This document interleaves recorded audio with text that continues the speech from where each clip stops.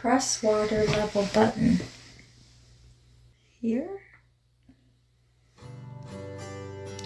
What about the one that says water level?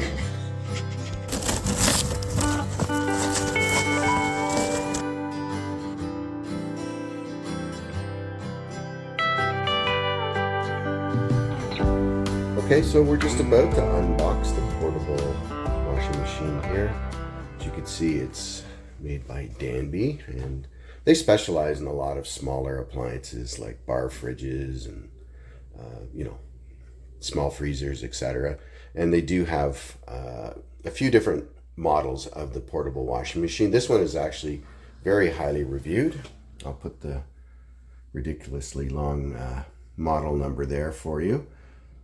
And yeah, so the laundry room we have here is very small, and the fact that the budget didn't really allow for, a full-size washer and dryer. So we figure this is going to help as we start staying up here longer. We don't have to go to a laundromat or anything like that.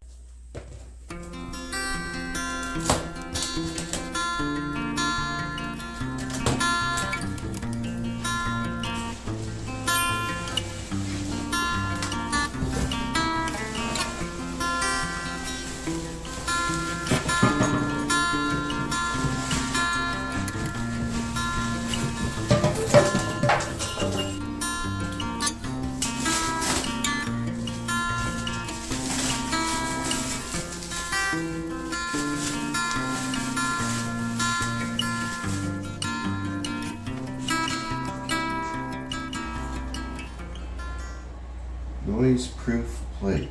Please do not throw it away. I guess we're going to the owner's manual because I have no idea what this does. And then we got our hoses, different connectors. Okay, good.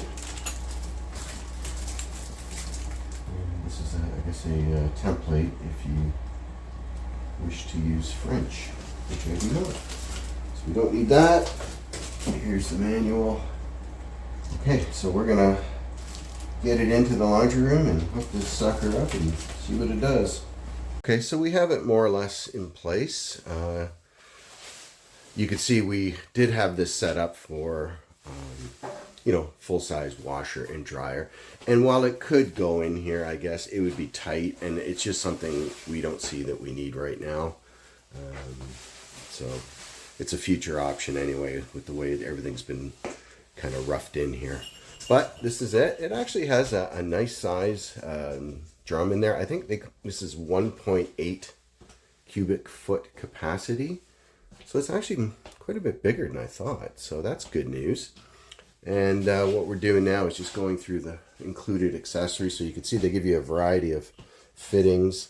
And what's nice is some of these portables do not include the like hot and cold water. In fact, they're designed to go on your faucet or just cold water.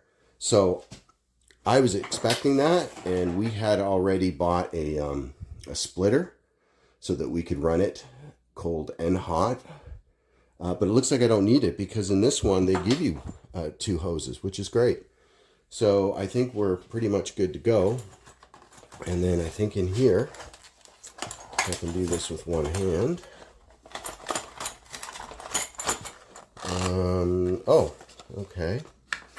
So these look like little casters, which is cool. So now you have the option of wheeling it around. So we're going to put those on. I guess we probably should have done that earlier. Okay, so we've actually started going through the instruction manual, and the first thing they tell you to do is install this noise-proof plate, and we're in the process of trying to figure out where it goes because there's just some vague mention of it in the manual. So stay tuned, we'll let you know. Okay, so we figured out the mystery of the so-called noise-proof plate. Q is actually sliding it in. I've tilted the washer back towards me so it slides in with the little locking clips at the top. There's a channel that was kind of hard to see until you really lean it back. So we're just going to snap it in place and move on to part 2. Okay, so moment of truth. This was not a seamless installation. We actually had to use this mixer hose because, unlike what the manual says, they did not include two standard connection hoses. So just to try it and make sure it works, we're just going to do it this way. And we got a small load of clothes we just put in. And let's see what happens. So detergent. Press water level button. Here. What about the one that says water level? 1, 2, 3. It goes all the way up to. So let's. Oh, it's 10. 9. So how we do 5. 5's good. Okay. Press the temperature setting to choose water temperature. You haven't even turned on the water. How's it? Gentle, normal, jeans, heavy. Okay. You go power. Function. Wouldn't you hit start? Which is oh.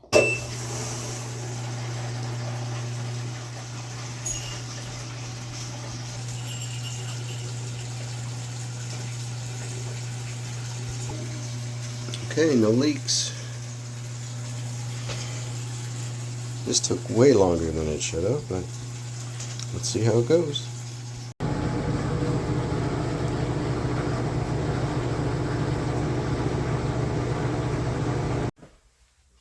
Okay, so we just completed our first test drive of the washer. It was a 30-minute cycle with just a few items in it, but overall it worked great.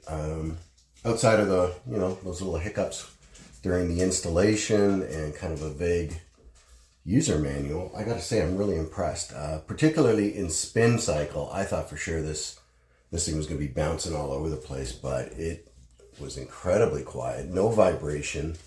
It just seemed firmly planted to the floor, and that's even with those little casters installed. So that's great news. I think this is going to be a great addition here, and will come in handy next month when we're here for most of the month. So that is awesome. I am going to remove that mixer hose. I'm going to replace it with a proper hose, so we have 2 lines going from the water supply. There was a small leak at the back, but I think that's on me. I don't know if I snugged up that back connection. So I'm going to take everything apart and do it again, and we'll put it back where it's going to stay, and we're good to go. So anyway, hope this was interesting. If anyone, has an RV, maybe a cabin like ours, an apartment. I'm not sure of the draw. I can post that if I find the specs, and because I'm just not sure how it would work for an off-grid type setup, but who knows? I mean, it looks to be very energy efficient based on the tag they supplied. So, all right, that's it. We'll test it more on the next trip up.